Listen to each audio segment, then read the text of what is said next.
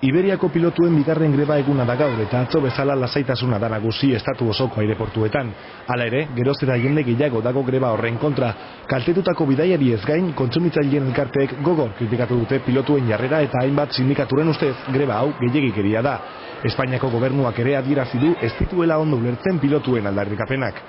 Hala eta guztiz ere gaur 240 hegaldi bertan bera geratuko dira estatu osoan, Iberiak antolatutako bidaien eren bat, eta 30.000 pertsonak ezin izango dute egan egin. Iberia eta Zeplaren arteko bileraren porrotaren ondoren, grebak aurrera jarraitu du eta atzo gertatu zen bezala guztira 22 hegaldi utziko dituzte bertan bera Euskal Herriko aireportuetan. Berriro ere, Loiuko terminal hau izango da kaltetuena, hemen 14 lotura Madrilekin eta beste 4 Bartzelonarekin galduko dira. Hegaldi murrizketak gorabera, Euskal Herriko aireportuetan ez dugu arazo handirik aurkitu, ez da estatukoetan ere. Bartzelonako irudiak dira hauek, jendea terminalean, baina Iberiako bulegoetan erreklamaziorik ez. Madrilgo Barajas aireportuan grebaren eragina nabaria da.